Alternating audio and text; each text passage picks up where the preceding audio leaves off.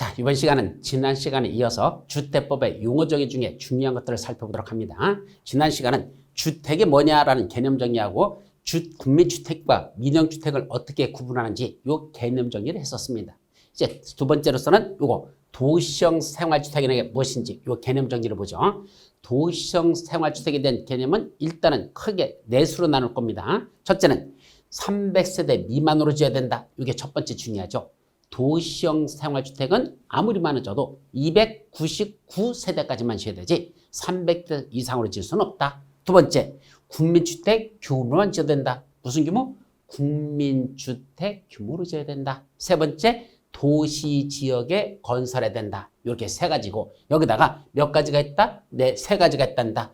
도시형 생활주택은 소형주택, 단지형 연립주택, 단지형 다세주택 이렇게 세 가지로 구분합니다. 자, 그렇다면 결국 도시형 생활주택이란 300세대 미만으로 지어야 되고 국민주택 규모로만 지어야 되고 도시지역에만 건설해야 되고 소형주택, 단지형 연립주택, 단지형 다세대주택 이렇게 세 가지가 있다. 이게 핵심입니다. 자, 그때 한 가지 더 짚고 넘어갈 건 여기 국민주택 규모로 짓는다 그랬거든요. 그럼 국민주택 규모는 아까 얼마가 국민주택 규모라 그랬죠? 원칙적으로는 주거전의 면적 85제곱미터 이하인데 수도권을 제외한 도시적이 아닌 읍 또는 면적에서는 100제곱미터까지 지을 수 있다 그랬습니다. 그럼 여기서 이제 문제가 되는 게 수도권은 무조건 85 이하만 국민주택 규모라 그랬죠? 마찬가지로 도시지역도 무조건 85제곱미터 이하만 국민주택입니다. 결국 국민주택 규모라는 여기 뒤에 도시지역에서만 건설하다 그랬으니까 도시지역에서만 건설하는 국민주택 규모는 얼마밖에 없다? 85제곱미터 이하밖에 없지. 여기는 100제곱미터짜리가 포함돼서는 틀린다는 것. 그것이 조심해서 봐야 될 사항입니다. 그런데 국민주택 규모로 해서 그럼 다 85 이하일까? 아닙니다. 세 가지 소형주택, 단지형 연립주택, 단지형 다세대 주택 중에 요 단지형 연립과 단지형 다세대만 85제곱미터 이하로 져라 이렇게 되는 것이고 그러면 소형주택은 얼마일까요? 자, 이번 33일 때 시험 문제 났던 거 세대별 주거전의 면적은 60제곱미터 이하로만 져야 된다. 요겁니다. 60 이하만 져야 소형주택이죠. 그럼 이게 왜 중요한 거냐면 이 60이라는 단어가 왜 중요한 거냐면 좀 전에는 도시형 생활주택이 작년까지는 소형주택이라고 부르지 않고 원룸형 주택이라고 그랬어요. 원룸, 방이 한 칸짜리다. 이게 원룸형이었었죠.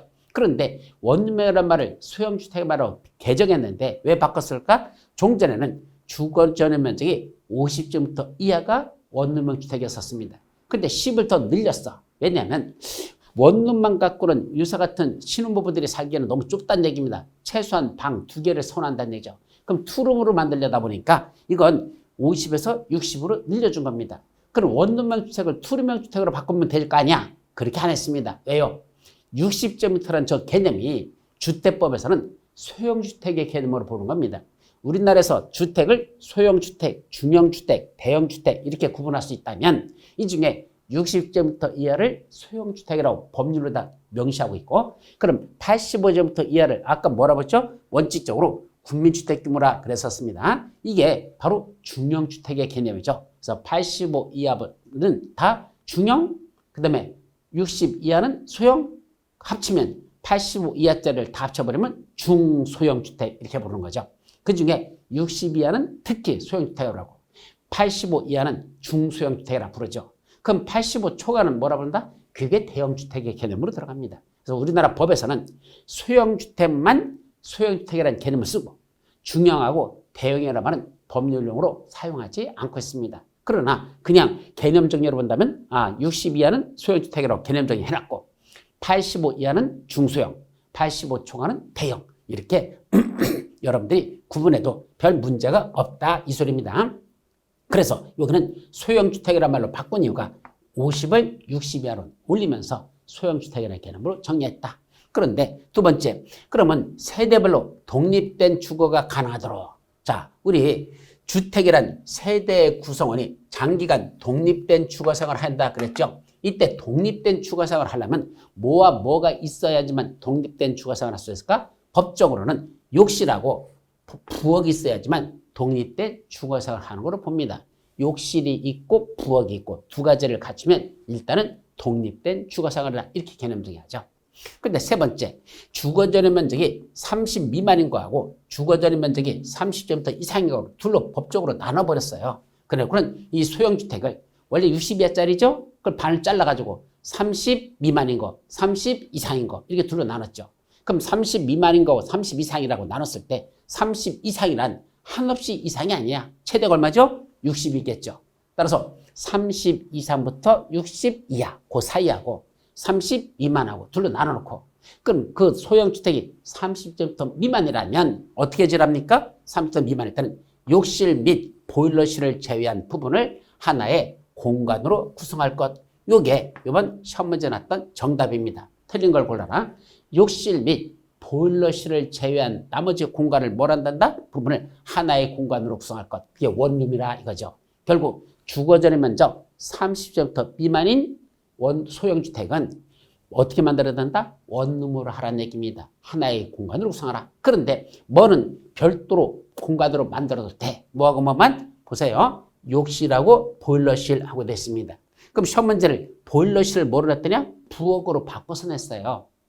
부엌은 별도의 공간으로 만드는 게 아니죠. 자, 그림을 그리면 이런 얘기입니다. 자, 이게 지금 소형주택인데 이 소형주택의 내부야. 이 중에 뭐가 있겠죠? 여기다가 뭘 만들래? 여기는 욕실을 만들고 여기는 욕실이 들어가요. 그 다음에 여기는 뭐 들어간다? 여기는 보일러실을 만들어라 얘기입니다. 보일러실. 그 다음에 여기는 뭐가 있어야 되고 여기는 주방. 우리가 말하는 부엌이 여기 있어야 된다 이 말이죠. 이제 부엌은 여기 들어가요. 자, 그렇다면 뭐가 있어야 독립된 주거생활을 한다? 욕실하고 부엌이 있어야 독립된 주거생활을 하는 것이고 그 다음에 별도의 공간으로 만들어야 되는 건 욕실하고 보일러실은 별도의 공간으로 만들어야 되고 이 부엌은 별도의 공간으로 막아서는 안 된다는 얘기입니다. 나머지 욕실과 보일러실을 제한 나머지 부분은 하나의 공간이라 그 원룸이니까 뭐를 만들어서 하는데 이거 치지 말라는 얘기입니다. 그럼 굳이 여기다 표시하려면 어떻게 해야 되죠? 점선으로 따다다다다다 이게 부엌이죠.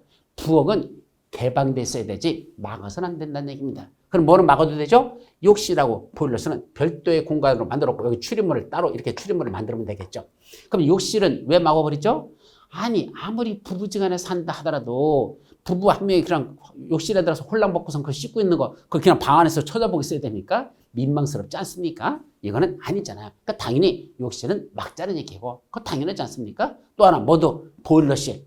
보일러실은 왜 막아야 되죠? 가스 새 나오면 안 되잖아. 질식해 죽잖아. 그러니까 보일러실에 가스가 새지 말라고 거기도 밀폐되는 이런 별도로 막아도 된다는 얘기고 그거 이해는 욕실과 보일러실 제한 나머지 공간은 하나의 공간으로 구성해야 된다. 부엌은 막아서는 안 된다. 개방시키라는 얘기입니다. 근데 제가 강의할 때마다 이거 부엌이라는데 이거 부엌이라고 합니까?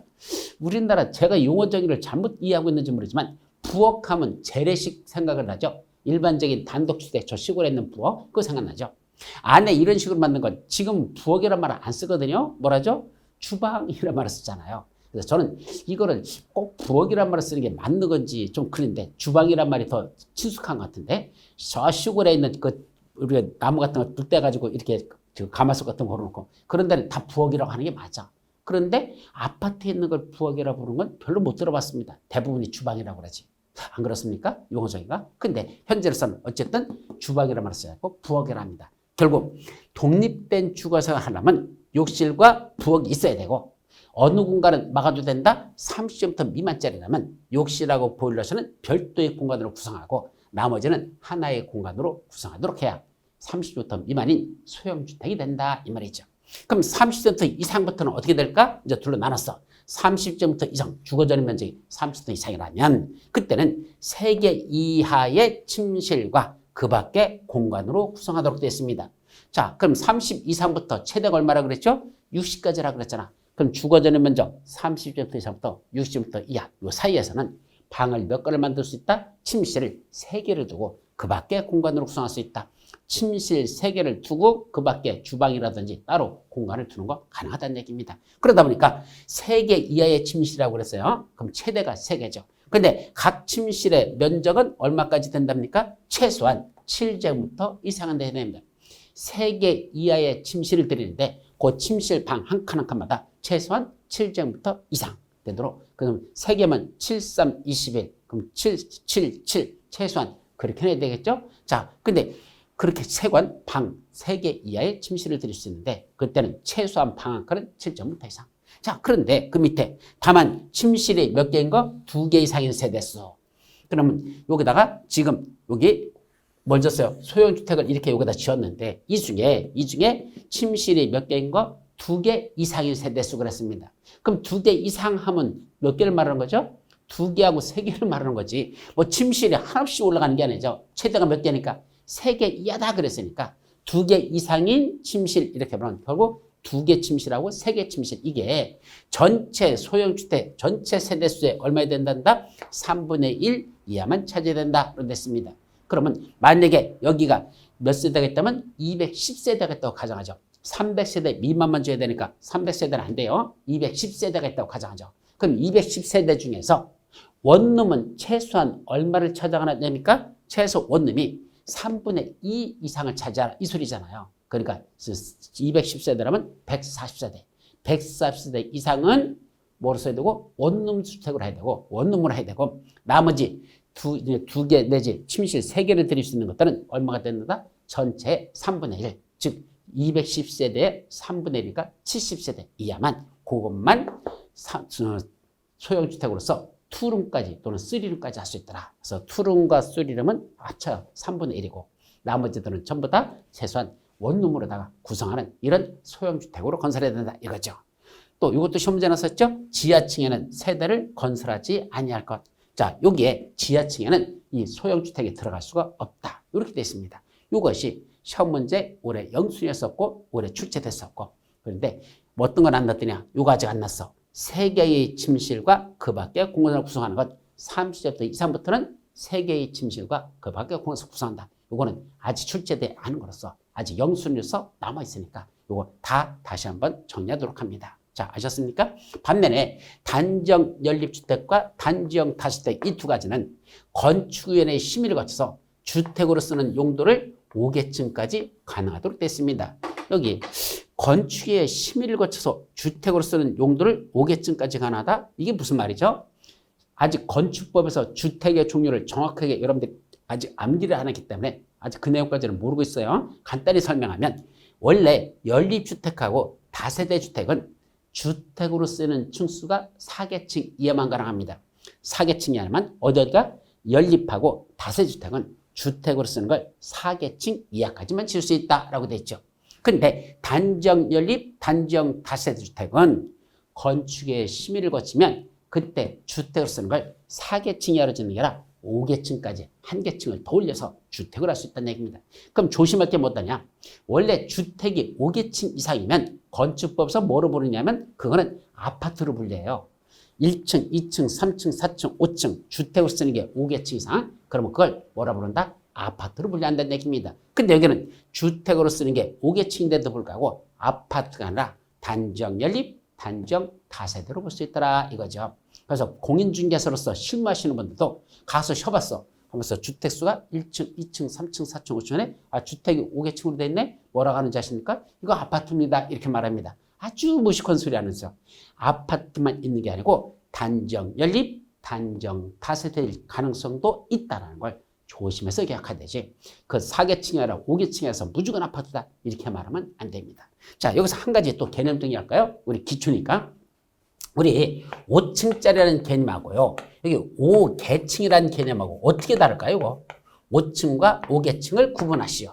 자, 아십니까? 5층, 5계층 어떻게 다르죠? 5층 하면 뭔지 아십니까? 여기 대지가 있고 여기다 건물을 졌는데 이 전체 층수가 몇 층이라는 얘기야? 이게 5층이라는 개념입니다. 그래서 1층, 2층, 3층, 4층, 5층 이게 5층짜리입니다. 이게 5층이에요. 그럼 5계층은 뭐죠? 그런 개념이 아닙니다. 계층이란 특정 이건 전체로 보는 거야. 총수를 말하는 거고 이거는 뭐죠? 특정 층수만 말하는 겁니다. 특정 용도의 층수 이걸 계층이라 이렇게 표현합니다.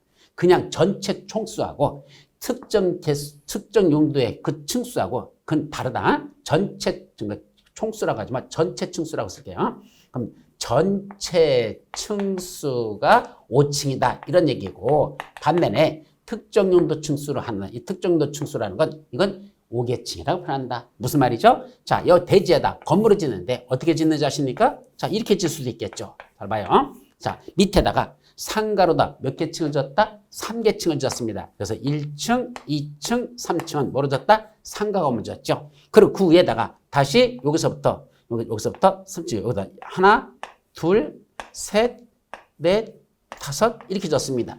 그러면 밑에 있는 요거는 뭐죠? 요거는 상가를 졌고 위에는 뭐 졌다? 요거는 주택을 졌다면 이건 노란색으로 하자. 이거는 주택을 졌다면 이때 어떻게 부르는지 아십니까? 상가 3계층을 지었고 상가 3계층을 지었고 주택 5계층을 지었다. 이렇게 표현하는 거죠. 그럼 합쳐버리면 뭐가 되죠? 합쳐서 8층 건축물 이렇게 표현하는 겁니다. 아셨죠? 그래서 계층이란 말이 들어갈 때는 특정 용도로 쓰는 것들을 그것만 모은 건 계층. 반면에 층수라고 하는 건 전체를 물을 때 그때는 층수를 한단다. 아셨죠? 요 개념이. 그래서 5층과 5계층의 개념은 전혀 다르다. 그래서 요거는 5층짜리죠. 물론 5층에서 동시에 5계층이 되겠죠. 동일한 거로 이렇게 됐으니까. 반면에 주택으로 썼으니까. 반면에 이거는 주택은 위에 5계층, 상가 3계층. 이걸 주상복합 건축물을 졌을 때는 전체 층수는 8층짜리 건물인데 그중에 3계층은 상가고 5계층은 주택이다. 이렇게 표현한다는 6월 표현력을 먼저 기본적으로 정리합니다. 아셨죠? 그래서 단지형 연립과 단지형 대주택은 주택으로 쓰는 걸 5계층까지 지을 수 있다는 이 말은 위에 5계층은 주택이고 밑에 1계층은 상가로 줘도 된다는 얘기입니다. 이런 건 주상복합을 염두에 뒀을 때 계층이라는 말 썼죠. 그래서 주택으로 쓰는 용도가 5층이다 이랬으면 밑에 주상복합으로 다 질 수 없어. 근데 5층 이렇게 버렸으니까. 그런데 아니야. 주택을 쓴 게 5계층 그랬으니까 다른 거로 짓는 층수는 별도로 더 존재할 수 있다. 그래서 상가를 밑에 더 드릴 수도 있다. 그럴 때는 계층이라는 말을 쓴다는 거, 구분한다는 거. 아셨죠? 층수, 계층 이거 틀다. 5층, 5계층 다르다. 자, 이것만 다시 한번 정리하도록 합니다. 자, 기본적인 용어 정리해서 고정 하시고. 자, 그 다음에 주택 마지막 하나 더 중요한 게 있죠. 뭐겠죠? 세대 구분형 공동주택이라는 거. 이거는 이제 34회 시험문제에서 출제 가능성이 상당히 높은 개념이 이제 세대 구분형 공동주택으로 넘어갑니다. 즉 도시형 생활주택도 아직은 시험문제 또 출제 가능성이 높지만 이거 세대 구분형 주택은 이번 34에서 시험문제 33에서 출제되지 않았으니까 여러분들이 좀 조심해서 보셔야 될 겁니다. 자, 먼저 세대 구분형 공동주택이라는 게 무엇일까? 여기 아파트를 이렇게 지면서 여기다가 두 개 동만은 별도로 다 세대를 구분하는 걸로 짓겠답니다. 이때 세대 구분이 어떻게 하는 거냐? 이 그림 보시죠. 지금 이게 한 세대거든요. 원래는 이렇게 전체가 하나의 세대인데 요 중에 요거요. 요게 지금 노랗게 있는 한 계층을 끄집어서 우리가 모양새를 봤더니 지금 저렇게 한 계층이 있더라. 요 한 계층이 바로 저거란 얘기입니다. 그럼 저 세대만 보자는 얘기야. 한 계층에 저 세대만. 이 세대 봤더니 가운데 뭐 있죠? 요렇게 경계를 나눠놓고 벽으로 다 나눠놓고 이쪽은 이쪽대로 하나의 세대, 이쪽은 하나의 세대. 몇 세대입니까? 저렇게 두 세대로 나누는 걸 세대 구분형 공동주택이라 이렇게 표현하죠. 근데 이 세대 구분형 공주택이 몇 가지가 있다? 두 가지로 나눠진다는 게 핵심입니다. 주택법상 사업계획 승인받고 건설하는 세대구분형 공주택과 공동주택관리법상 해위 허가나 신고를 받고 설치하는 세대구분형 공주택 두 가지가 있다는 거. 이 차이점이 뭐냐라는 게 핵심 포인트예요. 자, 개념을 잘 봐요. 주택법상 사업계획 승인받고 건설하는 세대구분형 공주택. 공동주택관리법상 행위 허가를 받고 설치하는 세대구분형 공주택 두 가지죠. 자, 무슨 차이죠? 첫째, 주택법에서는 주택을 뭐 하는 거라 그랬죠? 지금 건설하는 게 나온다 그랬잖아. 주택을 건설하자. 새로 짓자는 얘기입니다. 근데 주택을 새로 짓는데 뭐 받고 짓는다? 사업계획 승인 받고 짓는데요. 그때 사업계획 승인이라는 건 무슨 말이냐면 주택을 짓는데 조금 짓는 게 아니고 적어도 호당 또는 세대당 30호 또는 3세대 이상 지을 때 이게 원칙적으로 사업계획 승인 대상입니다. 다시 한번 사업계획 승인 받는다는 건 주택을 조금 지을 때는 사업계획 승인 안 받습니다. 그럼 얼마큼 지을 때? 최소한 여기다 단독주택을 짓는데 30호 이상 지을 때 원칙이야. 예외로 50호도 있어요. 일단 원칙만. 예외적으로 또 이쪽에 아파트를 짓는데 세대당 얼마 짓는다? 몇 세대 짓는다? 쓰는 30세대 이상 되는데 단독주택은 30호 이상, 공동주택은 30세대 이상이기 때문에 그때부터는 건축 허가를 받는 게 아니라 주택법상 사업계획 승인을 받아라 라고 돼 있다는 얘기입니다. 즉 건축 허가와 사업계획 승인은 똑같은 주택을 짓는 건데도 어떤 차이가 있다냐? 주택을 조금 지을 때는 건축 허가 받고 짓고 주택을 많이 지을 때는 사업계획 승인 받고 짓는다 이런 뜻입니다. 그럼 둘의 차이점의 가장 큰 건 뭐죠?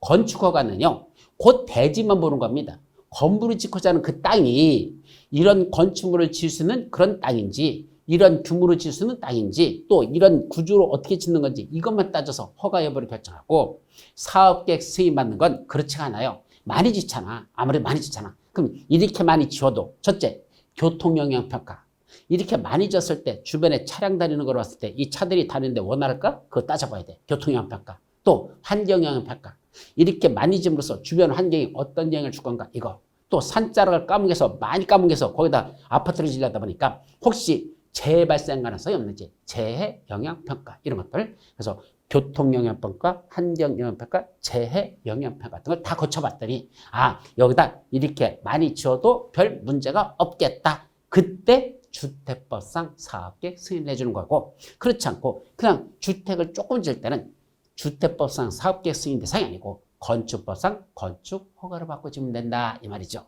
그러면 어떤 게 더 까다로울까? 아무래도 주택법상 사업계획 승인받는 게 훨씬 더 까다롭겠죠. 여러 가지를 다 평가해서 하자 없을 때 괜찮다. 그때 사업계획 승인해 줄 거니까. 이해되죠? 그게 바로 개념이야. 그러면 사업계획 승인받고 새로 짓는 아파트 끝 중에 이렇게 세대 구분으로 나눠가지고 여기는 원래 분양받는 주인이 살고 요거는 세를 주자 이렇게 하면 돼요. 그래서 자식들 내도 거기서 살아도 좋고 아니면 제3자에게 세를 줘가지고 자기는 우리는 요 공간만 쓰고 나머지 이 부분은 세를 주도록 하자. 그걸 세대 구분형으로 저렇게 건설하는 게 가능합니다.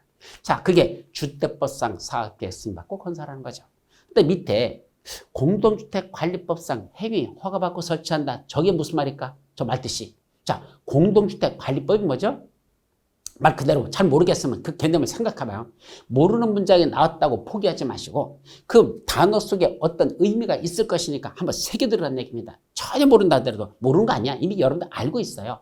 자, 공동주택관리법이 뭐죠? 아파트 한 거 관리와 관련된 법 이 말 아닙니까? 공동주택관리법 그러니까 아파트가 지어지고 나면 그 아파트를 관리하는 것 그럼 제대로 관리하려면 뭘 둬야 되죠? 일단은 입주자 대표회라는 걸 구성해야 되고 관리사무소라는 걸 둬야 되고 그죠? 관리주체라고 하죠? 이런 걸 둬야 되잖아. 그런 것들 입주자 대표는 어떻게 구성하고 관리주체, 관리사무소는 어떻게 둬야 되고 등등 공동주택을 관리하기 위해서 필요한 내용들을 법으로 만드는 것 저게 무슨 시험법에 들어가죠? 바로 주택관리사 시험법에 들어가는 가장 중요한 법률 중에 하나가 공동주택관리법이 주택관리사 시험에 들어간다는 얘기입니다. 그럼 그 공동주택관리법상 뭐라고? 행위 허가받고 설치한다? 이게 무슨 말이지?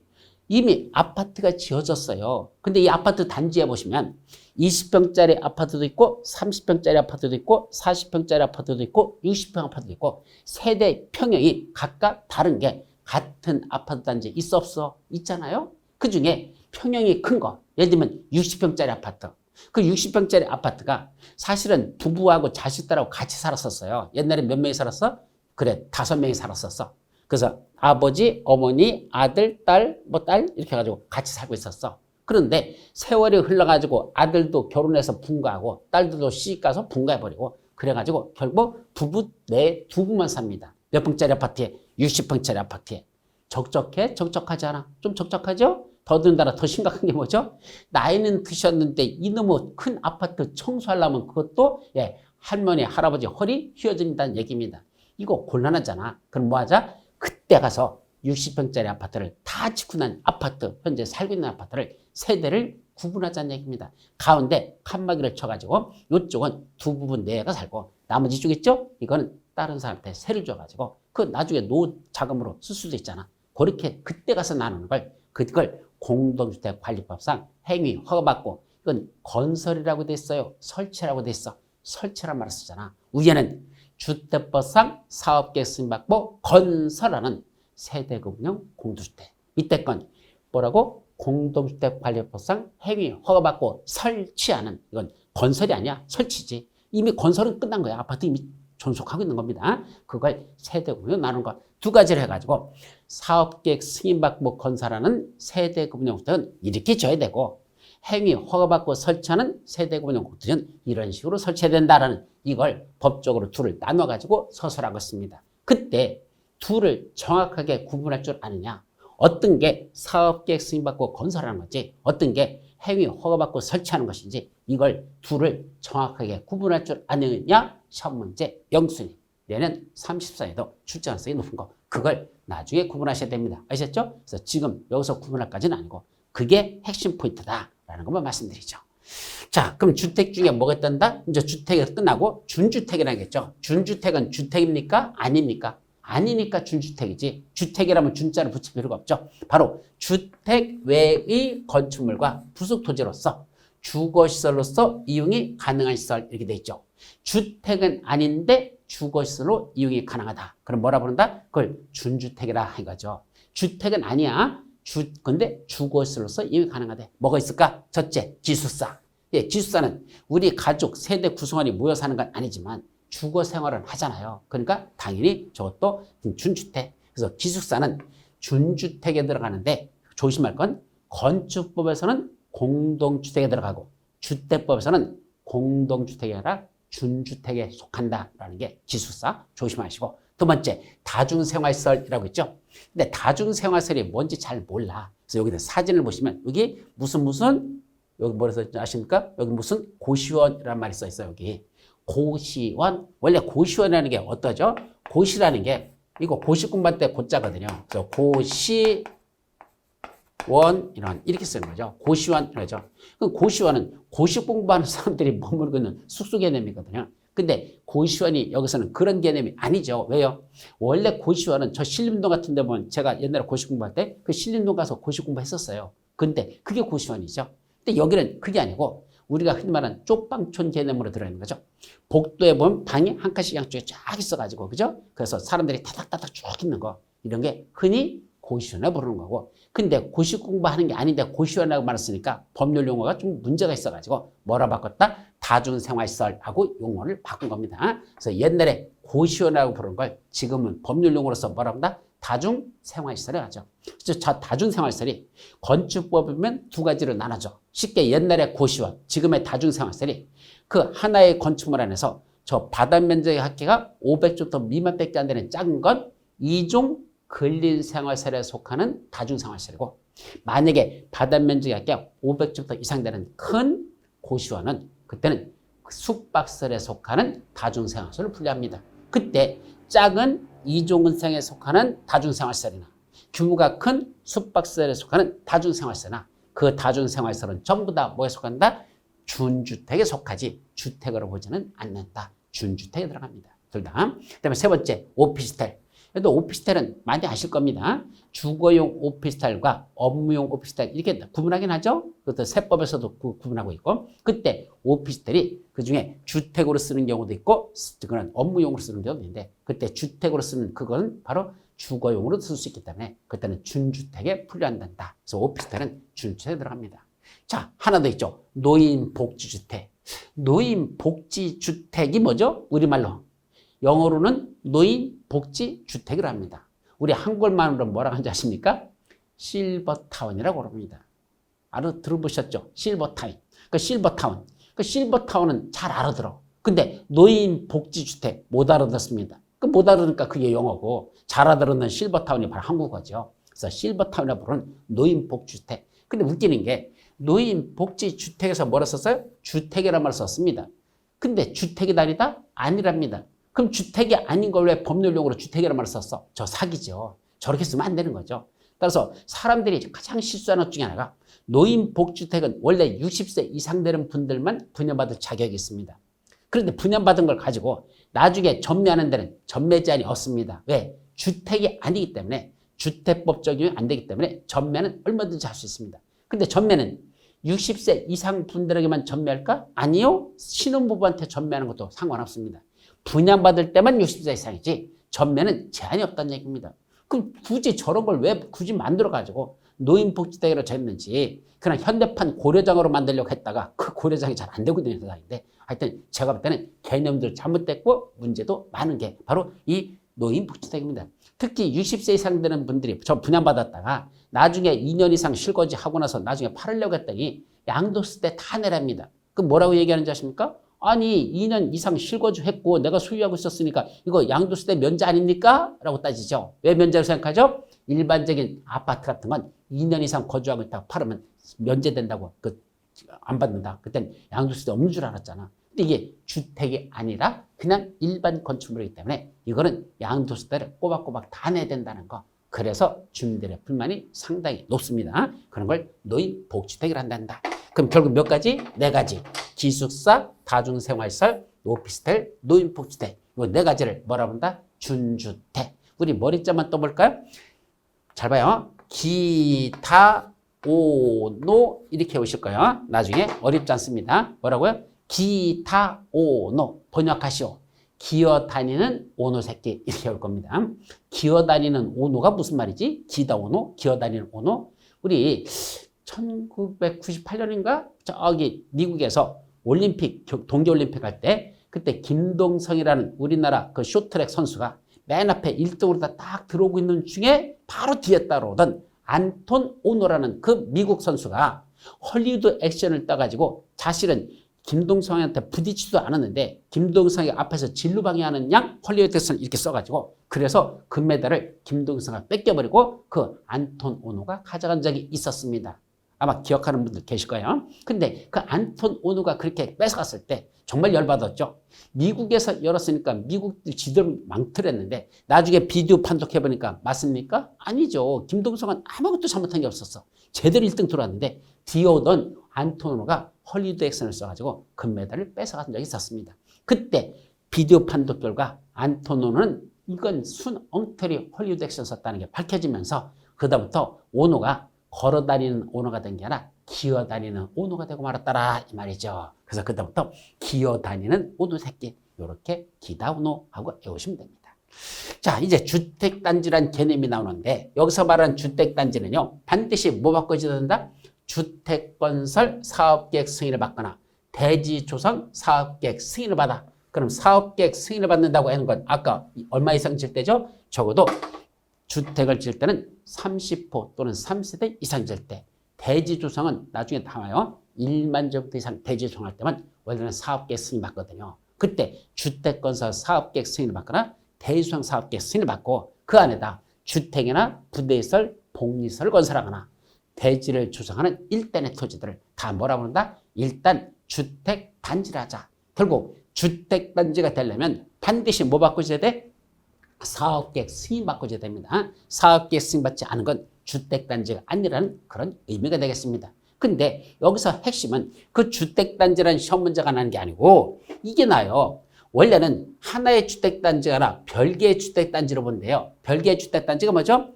이쪽을 1단지, 이쪽을 2단지 이렇게 부르는 거. 여러분들 보다 보면 주공 1단지, 주공 2단지라는 말 참 많이 듣죠? 그때 1단지, 2단지라는 개념은 무슨 말이죠? 단지가, 주택단지가 구분된다는 얘기입니다. 같은 단지일 때는 1단지, 2단지 이렇게 나누지 않고 별개의 주택단지니까 1단지, 2단지 이렇게 나누는 거죠. 그럼 어떤 경우에 별개의 주택단지를 볼까? 그 개념 정의가 시험 문제 항상 영순위. 다음의 시설로 분리되면 그 분리된 토지는 각각 별개의 주택단지랍니다. 뭐로 분리됐답니까? 첫째, 철도나 고속도로나 자동차 전용도로 분리됐대요. 자, 철도, 고속도, 자동차 전용도로 무슨 말이죠? 철도가 어디 난 거야? 아파트 단지 가운데 여기 철도가 났대요. 고속도로가 생겼대요. 자동차 전용도로가 만들어졌답니다. 그러면 뭐라 본다? 각각 별개의 주택단지다. 자, 아파트값, 반값 아파트 만드는 거 정치인들이 맨날 선거 때만 되면 뭐라고 말하죠? 제가 반값 아파트를 실현하겠습니다. 이러잖아. 반값 아파트 만드는 거 간단합니다. 아파트 가운데서 철도 내버리면 됩니다. 그럼 아파트값 반으로 폭락해야겠죠. 안 그러겠어요? 철도에서 맨날 그냥 열차 지나가지 거기다 밤중에는 또 화물열차 지나가서 덜그덕덜그덕 거리지 아마 밤잠이 이루지 못할 겁니다. 아파트가 반값 떨어집니다. 그걸 각각 별개의 주택단지를 만들어버리면 반값 아파트 될 수 있죠. 맞죠? 가운데 뭐가 났다? 철도, 고속도로, 자동차 전용도로로 분리된다면 각각 별개의 주택단지. 그런데 중요한 거 폭 20m 이상인 일반 도로, 폭 8m 이상인 도시계 예정도로 이거로 각각 분리도 별개의 주택단지랍니다. 개념, 이 도로 폭이죠. 이 도로 폭이 몇 미터? 20m 이상 되는 일반 도로에서 일반 도로를 만들었는데 폭이 20m 이상이야? 별개의 각각 주택단지입니다. 아니면 도시계획 예정도를 만들었는데 그때도 폭이 몇 미터? 한 8m 이상. 일반 도로는 20m 이상, 도시계획 예정도는 8m 이상만 각각 분리되면 각각 별개의 주택단지로 보자 이 말이죠. 그러다 보니까 20m는 일반 도로로 연결되고 8m는 도시계획 예정도로 연결되네. 그래서 외우는 방법 21, 8, 토 일단 이렇게 보세요. 20 일반 도로, 8 도시계획 예정도로. 그러니까 21, 8도. 그래놓고 외우는 방법 20일 동안 8도를 유람한다. 이렇게 하면 되죠. 자, 여러분들 시험 공부하다 보면 여름 휴가 갈 시간도 없어. 그죠? 그럼 언제 가야 됩니까? 시험 합격자 발표 나고 나서 그때 딱 합격해놓고 그때 그동안 못 놀았던 거 20일 동안 8도를 유람하자. 그러면서 그때 배낭 메고 여행 출발하시면 됩니다. 그때 며칠을 여행한다? 20일 동안 8도를 유람한다. 그게 20일 8도라고 한단다. 그렇게 하면 숫자 헷갈릴 일이 없습니다. 자, 또 공구라는 개념이 나오죠. 대단히 중요한 개념이야. 공구도 시험 문제 항상 영순입니다. 하나의 주택단지에서 둘 이상으로 구분되는 1단의 구역을 공구랍니다. 무슨 말이죠? 하나의 주택단지가 이렇게 만들어졌는데 이 하나의 주택단지 가운데다가 이렇게 나눠놓고 이걸 제1공구, 이쪽을 제2공구 이렇게 나누는 걸 공구라고 한단다. 그러면 하나의 주택단지를 굳이 이렇게 둘 이상의 구역으로 구분하는 이유가 뭘까? 각각의 공구별로 요걸 해요. 착공신고 및 사용검사를 별도로 수행할 수 있는 구역. 이걸 공구라고 한다는 얘기입니다. 다시 말하면 제1공구에서 착공신고하는 거, 제2공구에서 착공신고하는 거, 주택단지 하나의 주택단지라고 한꺼번에 하는 게 아니라 1공구부터 먼저 착공신고하고 그 다음에 2공구 착공신고를 나중에 해도 된다 이 소리입니다. 1공구, 2공구 착공신고를 따로따로 할 수 있고 나중에 공사가 다 끝나고 나면 뭐가 되죠? 사용검사 받는다 그랬는데 그 사용검사도 1공구, 2공구 따로따로 받는 걸 그렇게 가능한 걸 공구라고 한단다. 따라서 하나의 주택단지인데 공구별로 나눠놓고 착공신고 및 사용검사를 별도로 수행할 수 있는 구역을 공구라고 하자. 그럼 이 공구가 되기 위해서는 요건이 있어요. 아무거나 이렇게 나눴다고 다 공구 아니야. 첫째는 여기는 안 써놨는데 요거 저거 지금 파랗게 되는 이 부분 있잖아. 이게 뭐냐면 1공구하고 2공구하고 경계를 설정해야 됩니다. 1공구하고 2공구가 구분이 돼야 된다는 얘기입니다. 어디까지가 1공구고 어디가 2공구고 구분해야 되는데 그 가운데 뭐가 있어야 되죠? 주택단지 안에 도로가 있든지 주택단지 안에 주차장이라든지 또는 저기다 녹지라든지 옹벽 같은 걸 설치하는데 그때 요 폭이 몇 미터 되느냐? 폭이 6m 이상 되는 그런 경계가 설정되면 그걸 각각 별개의 주택단지. 자, 두 번째. 그때 각 공구별로 세대수는 몇 세대일까? 각 공구별로는 300세대 이상이 돼야 됩니다. 1공구 300세대, 2공구 300세대. 공구별 세대수는 최소한 300세대 이상씩 돼야지만 공구별로 분할할 수 있다. 그리고 세 번째, 그렇다면 하나의 주택단지를, 이게 하나의 주택단지죠? 그걸 공구별로 분할해서 사업을 시행하려면 그 주택단지 전체 세대수는 몇 세대가 될 때 공구별로 분할할 수 있을까? 한 공구마다 300세대, 300세대니까 최소 저 주택단지는 600세대 이상만 된다면 300, 300으로 나눌 수 있죠? 그래서 주택단지 전체 세대수는 600세대 이상 될 때 공구별로 분할해서 사업을 시행할 수 있더라. 그래서 세 가지야. 그래서 첫째, 공구가 되기 위해서는 왜 공구를 설정하죠? 착공신고 및 사용검사를 별도로 수행하려고 공구를 설정한다. 이때 공구가 되기 위해서는 각 공구별로 폭 6m 이상 되는 경계가 설정돼야 되고 각 공구별 세대수는 각각 300세대, 300세대 이상 돼야 되고 주택단지 전체 세대수는 600세대 이상 될 때 공구별로 분할해서 사업을 시행할 수 있다. 시험 문제 항상 영수입니다. 자, 그 밖에 각종 시설들이 있어요. 어떤 게 있죠? 부대시설, 복리시설, 기관시설, 간선시설. 자, 무슨 개념이 이렇게 많냐? 자, 여기서 먼저 부대시설이라는 건 주택에 딸린 시설이라고 표현하고 꼭 주택에 있어야 되는 것들을 뭐라 부른다? 그걸 우리가 부대시설이라고 생각하면 됩니다. 아파트에 가보십시오. 꼭 있어야 되는 것들. 뭐 있어죠? 주차장 있어야 차를 세우죠. 관리사무소 있어야 관리가 되죠. 또 담장이 있어야 되죠. 주택단지는 도로가 있어야 차가 들어가죠. 건축 설비 같은 게 있어야 되겠죠. 이런 것들은 전부 다 뭐에 속한다? 부대시설에 속한단다. 그래서 외우는 법이 주차장 관리사무소는 담장 옆 주택단지는 도로에다가 건축하였다. 주차장 관리사무소를 어디다 건축하느냐 말이야. 주차장 관리사무소 있어야 되잖아. 그럼 주차장 관리사무소는 담장 옆에 있는 주택단지는 도로 위에다가 건축하였다. 이건 부대시설에 속한단다. 반면에 복리시설이라는 건 꼭 있어야 되는 건 아니고 있으면 주민들의 생활복리를 위해서 편리한 시설들. 이건 복리시설이야. 꼭 있어야 되는 건 주택에 딸린 시설. 꼭 있어야 되는 건 부대시설. 없어도 되지만 있으면 좋은 거. 무슨 시설? 복리시설입니다. 대표적인 거 근린생활시설. 근린생활시설이라는 건 한자로 쓰면 저 근린생활이라는 게 이런 뜻이에요. 한자는 이건 이제 원래 건축법에서 나올 겁니다. 근린. 이때 근린이라는 게 뭐죠? 가까울 근자, 인접할 인자입니다. 뭐 하는데? 생활하는데. 근린생활시설 이렇게 쓰죠. 시설. 그래가지고 생활하는데 가까이 인접해 있다. 근린이라는 건 가까울 근자, 인접할 인자야. 생활하는데 가까이 인접해서 되는 시설을 근린생활시설을 하죠. 이 근린생활시설은 두 가지가 있습니다. 제1종 근린생활시설과 제2종 근린생활시설 이렇게 두 가지로 나눠지는데 그중에 제1종 근린생활시설은 우리가 살아가는데 우리 옆에 꼭 있어야 되는 것들. 그건 제1종 근린생활시설입니다. 이번에 건축법에서 제1종 근린생활시설에 속하는 걸 고르라고 시험 문제가 났었는데 우리 생활하는데 옆에 꼭 있어야 하는 거. 산후조리원 있죠? 산후조리원. 자, 임산부가 아기를 낳고 나면 좀 조리할 수 있는 구역이 있잖아. 그건 우리 옆에 있어야 돼? 멀리 있어야 돼? 임산부가 멀리 가면 안 되잖아요. 가까이 있어야 되잖아. 우리 생활하는데 그런 산후조리원. 요거는 일종 근린생활에 속한다. 그걸 정답으로 건축법에서 출제한 적이 있습니다. 어쨌든 일종 근린생활에서는 우리가 생활하는데 반드시 옆에 있는 거, 의원 같은 것들. 왜 의원이 있어야 되죠? 아기 아팠을 때는 소아과 의원 바로 데려가야 되잖아. 멀리 있으면 안 되잖아. 그럼 병원은 의료시설이지만 의원은 무슨 의원자 들어가는 건 다 일종 근린생활에 속합니다. 반면에 일종만큼은 밀접하진 않지만 일종만큼 절박하게 꼭 옆에 있어야 되는 거 아니야. 그래도 우리가 생활하는데 있으면 좀 좋겠다. 그런 것들은 이종 근린생활시설이죠. 일종은 꼭 있어야 되는 거. 이종은 조금 더 있으면 좋겠던 거. 그 정도. 거리 개념 차이야. 그게 1, 2종 근린생활시설. 줄여서 뭐라 부르는지 아십니까? 근린생활시설. 우리가 시험에서는 근생이라고 그래요. 근생. 근린생활시설. 줄여서 근생시설 또는 근생이라고 말하는 게 그게 1종, 2종으로 나눠지죠.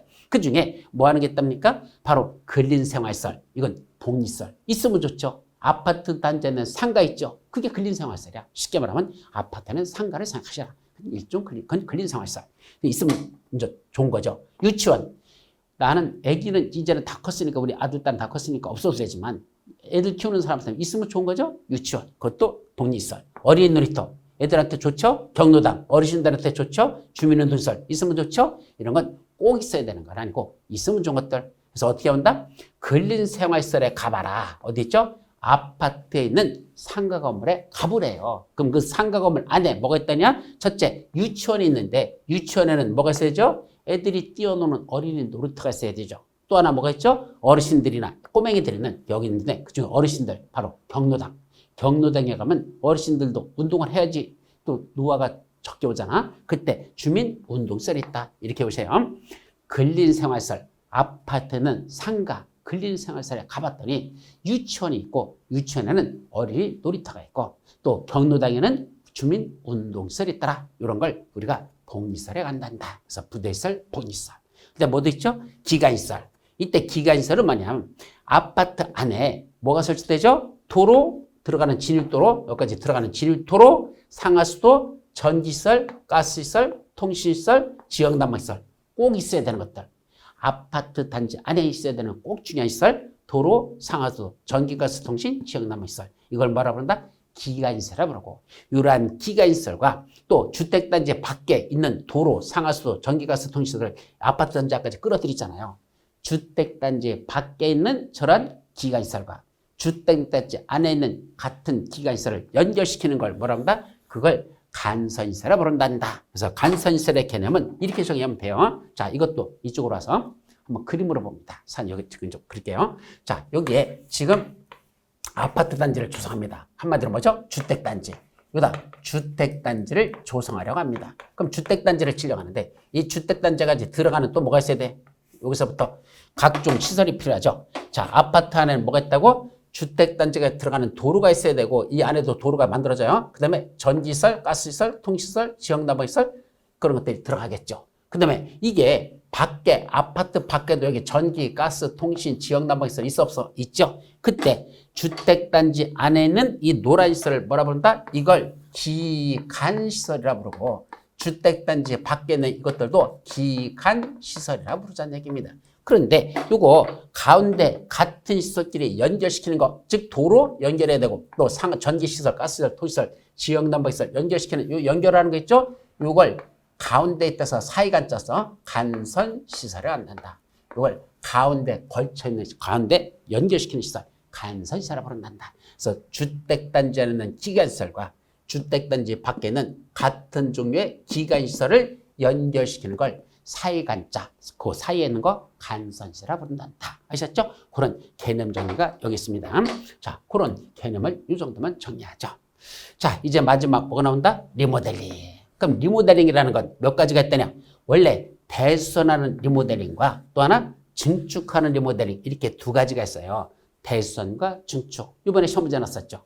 자, 리모델링은 대수선으로 할 수 있다? 가능합니다. 대수선 리모델링도 가능하고 또 증축하는 리모델링도 가능하다. 그렇기 때문에 대수선 리모델링 가능합니다. 그것도 시험 문제 났었죠. 간단한 거로. 그러면 증축 리모델링은 또 두 가지 방법이 있습니다. 증축은 리모델링 하는데 증축 리모델링은 첫째 세대별 증축이라는 게 있고 또 하나는 세대수 증가형 증축이라는 게 있습니다.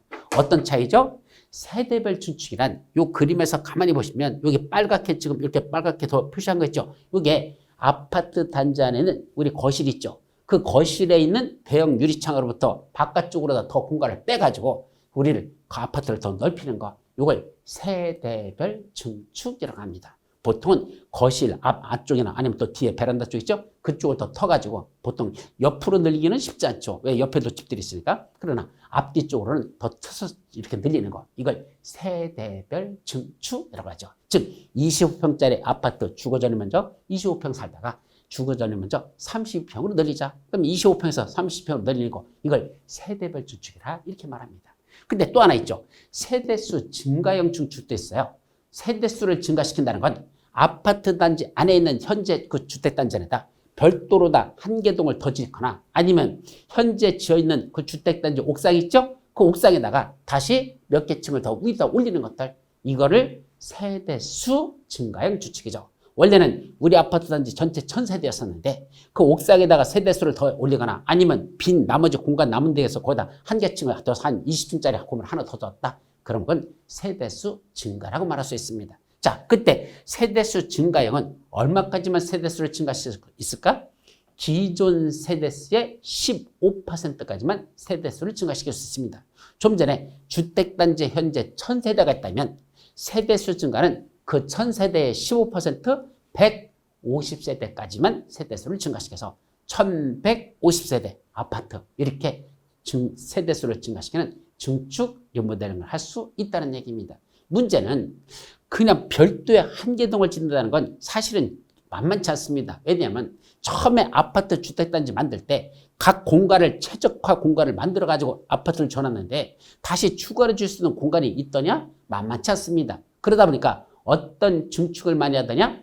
옥상에다 다시 세대수를 더 올리는 이걸 수직 증축형이라고 하는데 수직 증축이라는 건 기존에 있던 아파트 단지 옥상에다 세대수를 더 올리는 겁니다. 그 위에도 더 올리면 되죠. 이게 가장 경비도 적게 들고 사업 시행하기도 가장 수월하다는 얘기입니다. 왜? 밑에 별도로 터파기 공사 안 해도 되니까. 근데 문제는 이 건물이 벌써 한 15년 이상 낡아빠진 아파트거든. 그러다 보니까 낡아빠진 아파트 위에다가 과연 몇 개 층을 더 올렸을 때 밑에 있는 이 오래된 이 아파트가 과연 그걸 버틸 수 있을까? 우리 젊은 때는요. 우리 아들내미 딸내미 맨날 등에도 업고 우리가 돌아다니고 그랬잖아요. 그죠? 이제 60, 70 돼가지고 아들은 목마 차여가지고 한번 서보십시오. 그리고 다리가 서지나 후두두들 걸려가지고 나중에 다리 뭐 고장났네 이렇게 돼버리잖아. 오래될수록 건물은 노후불량이 되면 이게 붕괴될 우려가 있죠. 위에다 층수가 더 올라가면. 그래서 수직 주축에 대한 걸 사실은 상당 기간 동안 요구를 했음에도 불구하고 이건 안전성이 입증되지 않는다 해가지고 허가를 안 내줬었죠. 사용 승인 안 내줬었어요. 근데 드디어 지금은 가능하게 해줬습니다. 그때 수직 주축형 리모델링은 얼마까지만 가능할까? 최대 3계층 이내에서 증축할 수 있는데 기존 층수가 14층이라는 2계층까지만 가능하다라고 됐습니다. 그럼 무슨 말이죠? 저 말을 바꾸면 15층 이상 되는 기존 아파트야 15층 이상 되는 거야. 그 위에는 3계층까지 수주축을 더 올려도 되고 14층 이하짜리는 위에 2계층만 더 올려라 이런 뜻입니다. 다시 한번 15층 이상짜리 이 기존 아파트는 위에다 수지축은 3계층까지 더 증축할 수 있고 14층 이하짜리는 위에 2계층만 수지축이 가능하지 더 이상은 안 된다. 그렇게 구분해서 기억합니다. 그래서 원칙은 3계층 이하까지 가능한데 14층 이하는 2계층까지 가능하다. 이 말은 결국 뒤집어서 말하면 15층 이상은 3계층까지 14층 이하는 2계층까지란 이런 해석으로 여러분들이 이해하시면 된다 이 말이죠. 여기까지가 우리 주택법에 나오는 용어들과 관련된 주요한 내용에서 다 살펴봤습니다. 아셨죠? 자, 이제 여기서 끝내고 그 다음에 뭐가 나오죠? 주택의 건설 파트는 어떤 것들이 있는지 그거에 관한 건 다음 시간에 살펴보도록 합니다. 자, 잠시 쉬었다 가시죠.